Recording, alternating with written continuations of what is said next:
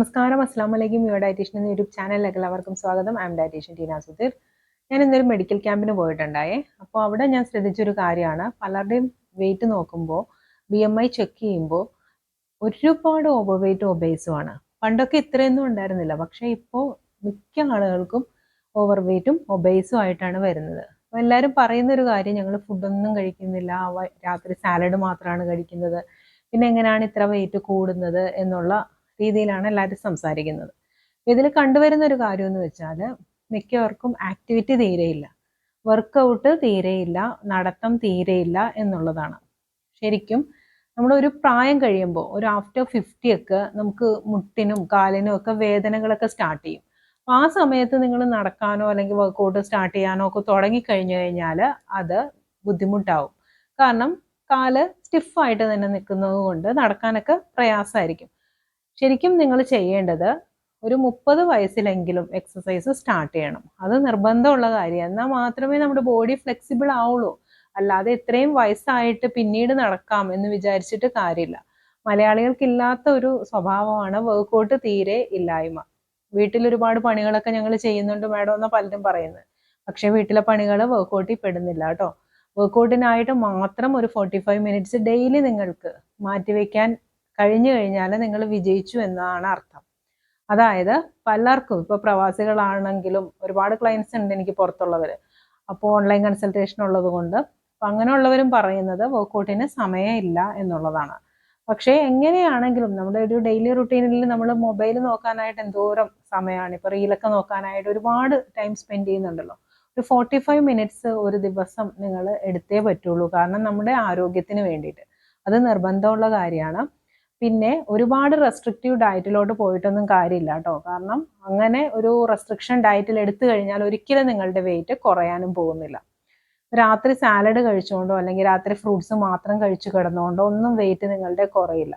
Carbohydrate ഒരു ചെറിയ എമൗണ്ടിൽ നിങ്ങളുടെ ബോഡിക്ക് അത്യാവശ്യമാണ്. അത് കൊടുക്കാത്ത രീതിയിലുള്ള ഒരു ഡയറ്റ് ഒന്നും ഒരിക്കലും വർക്ക് ആവില്ല. അതുകൊണ്ട് കാർബോഹൈഡ്രേറ്റ് നിർബന്ധമാണ്. രാത്രി കാർബോഹൈഡ്രേറ്റ് ചെറിയ എമൗണ്ടിൽ നിങ്ങളുടെ ഡയറ്റിൽ ഉൾപ്പെടുത്തിയാൽ മാത്രമേ നിങ്ങൾക്ക് വെയിറ്റ് റിഡക്ഷൻ ഉണ്ടാവുള്ളൂ.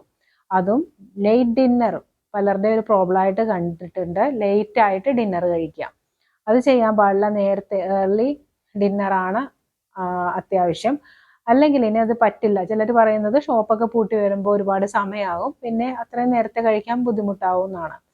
അങ്ങനെയുള്ളവരെന്താ ചെയ്യേണ്ടതെന്ന് വെച്ചാൽ വന്ന ഉടൻ തന്നെ ഫുഡ് കഴിക്കുക.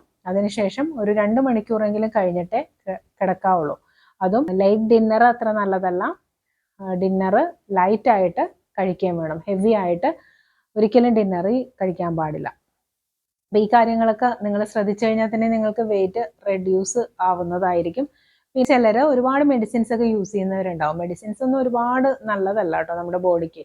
നിങ്ങൾക്ക് BP ഒക്കെ ഹൈ ആണെങ്കിൽ അതിന് മെഡിസിൻസ് എടുക്കുക. സ്ഥിരമായിട്ട് എടുക്കുന്നവർ ചിലർക്ക് BP ചില സമയത്ത് കുറവ് കാണിക്കും. അപ്പോൾ ഡോക്ടറുടെ നിർദ്ദേശപ്രകാരം മെഡിസിൻസ് വേണോ എന്ന് ഡോക്ടറുടെ നിർദ്ദേശപ്രകാരം അത് മാറ്റുകയോ കുറയ്ക്കുകയോ ഒക്കെ ചെയ്യാവുന്നതാണ്. അല്ലാതെ സെയിം മെഡിക്കേഷനിൽ തന്നെ ജീവിതകാലം മുഴുവൻ ഇരിക്കേണ്ട ആവശ്യമൊന്നുമില്ല.